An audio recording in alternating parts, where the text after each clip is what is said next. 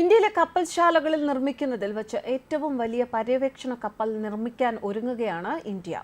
Indian മഹാസമുദ്രത്തിലെ ധാതുലോഹങ്ങളെക്കുറിച്ച് പര്യവേക്ഷണം ചെയ്യുന്നതിനായിട്ടാണ് ഈ കപ്പൽ ഒരുങ്ങുന്നത്.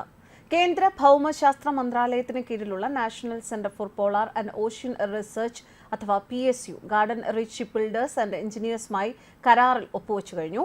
കൊൽക്കത്ത ആസ്ഥാനമായുള്ള യുദ്ധക്കപ്പൽ നിർമ്മാണശാലയാണ് GRSC. ഇന്ത്യയിലെ കപ്പൽശാലകളിൽ നിർമ്മിക്കുന്നതിൽ വെച്ച് ഏറ്റവും വലിയ പര്യവേക്ഷണ കപ്പലാകും ഇത്. 89.5 മീറ്റർ നീളവും 18.8 മീറ്റർ വീതിയുമുള്ള ഈ കപ്പലിന് മൊത്തം 5900 ടൺ ഭാരമുണ്ടാകുമെന്നാണ് ഉദ്യോഗസ്ഥർ പറയുന്നത്. ആഴക്കടൽ ദൗത്യത്തിന്റെ ഭാഗമായി ആത്മനിർഭർ ഭാരത് പദ്ധതിയുടെ ഭാഗമായാകും പര്യവേക്ഷണ കപ്പലിന്റെ നിർമ്മാണം. 839 കോടി രൂപയാണ് പദ്ധതിയുടെ ചിലവ്. ഒരേ സമയം 34 ശാസ്ത്രജ്ഞന്മാരെ വഹിക്കാൻ കപ്പലിനാകും. അത്യാധുനിക ലബോറട്ടറികൾ, ശാസ്ത്രീയോപകരണങ്ങൾ, സൗകര്യങ്ങൾ എന്നിവ സജ്ജീകരിക്കും. വരുന്ന 30 വർഷത്തേക്ക് രാജ്യത്തിന്റെ ആവശ്യങ്ങൾ നിറവേറ്റാൻ ഇതിനാകുമെന്ന് വൃത്തങ്ങൾ പറഞ്ഞു. 38 മാസത്തിനകം കപ്പൽ യാത്രയ്ക്ക് സജ്ജമാകും.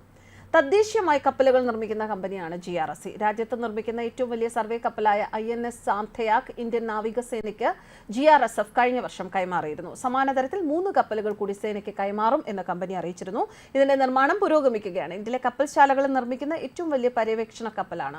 839 കോടി രൂപയാണ് നിർമ്മാണ ചെലവ്. രാജ്യത്തിന്റെ ആഴക്കടൽ മിഷന്റെ ഭാഗമായി ആത്മനിർഭർ ഭാരത് പദ്ധതിയിലാണ് നിർമ്മാണം. ഇന്ത്യൻ മഹാസമുദ്രത്തിലെ ധാതുലോഹങ്ങളെക്കുറിച്ചുള്ള പര്യവേക്ഷണത്തിന് കേന്ദ്ര ഭൗമശാസ്ത്ര മന്ത്രാലയത്തിന് കീഴിലുള്ള NCPOR അഥവാ national centre for polar and ocean research ആണ് വലിയ കപ്പൽ നിർമ്മിക്കുന്നത്. എന്തായാലും ഇന്ത്യയിലെ കപ്പൽശാലകളിൽ നിർമ്മിക്കുന്ന ഏറ്റവും വലിയ പര്യവേക്ഷണ കപ്പൽ എന്ന ഖ്യാതി ഇതിനെ തേടിയെത്തുമ്പോൾ ഇന്ത്യക്ക് അഭിമാനിക്കാം. കാരണം ഇത് ആത്മനിർഭർ ഭാരത് എന്ന പദ്ധതിയുടെ കീഴിലാണ് നിർമ്മിക്കുന്നത്.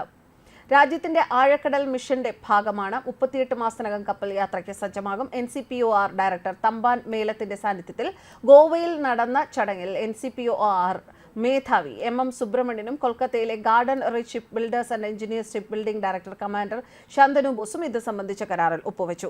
കേന്ദ്ര ഭൗമശാസ്ത്ര മന്ത്രാലയം പ്രോഗ്രാം മേധാവി കമാൻഡർ PK ശ്രീവാസ്തവയും പങ്കെടുത്തു. ഏത് കാലാവസ്ഥയിലും സഞ്ചരിക്കാവുന്ന ഈ കപ്പലിൽ 34 ഗവേഷകർക്ക് പഠനങ്ങൾക്കുള്ള സൗകര്യമുണ്ട്. ആഴക്കടലിൽ കപ്പൽ നിർത്തിയിട്ട് 4000 മീറ്റർ വരെ ആഴത്തിൽ പോയി സർവേകളും സാമ്പിളിംഗും നടത്താൻ ഗവേഷകർക്ക് സാധിക്കും. അഗാധ സമുദ്രത്തിലെ ആവാസ വ്യവസ്ഥ പഠിക്കാം. സാമ്പിളിംഗിനുമായി വിവിധ ലാബുകൾ കപ്പലിലുണ്ടാകും. സമുദ്ര പര്യവേക്ഷണങ്ങളിൽ കൂടുതൽ ശ്രദ്ധ ഇന്ത്യ നൽകുന്നതിന്റെ ഭാഗമാണ് ഇത്. ഇന്ത്യൻ തീരങ്ങളിലെ കടലിൽ ഖനനം നിയന്ത്രിക്കുന്നത് സംബന്ധിച്ച 2002 നിയമം കഴിഞ്ഞ വർഷം പാർലമെന്റ് ഭേദഗതി ചെയ്തിരുന്നു. ഇന്ത്യൻ തീരങ്ങളിലെ കടലിൽ പ്രവർത്തിക്കാനുള്ള അവകാശം ലേലത്തിലൂടെ നൽകുന്നതിന് അനുമതി നൽകുന്ന നിയമമാണിത്.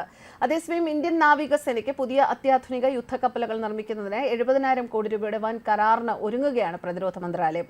ഇതിനായി ഉടൻ അംഗീകാരം നൽകുമെന്നാണ് സൂചന. ഈ അത്യാധുനിക സ്റ്റെൽത്ത് ഫ്രിഗേറ്റുകൾ ഇന്ത്യയിൽ നിർമ്മിക്കുന്ന ആദ്യത്തെ ഏറ്റവും സാങ്കേതികമായ നൂതനമായ കപ്പലുകളായിരിക്കും. നിലവിൽ നിർമ്മാണത്തിലിരിക്കുന്ന നീലഗിരി ക്ലാസിന്റെ തുടർച്ചയാണിത്.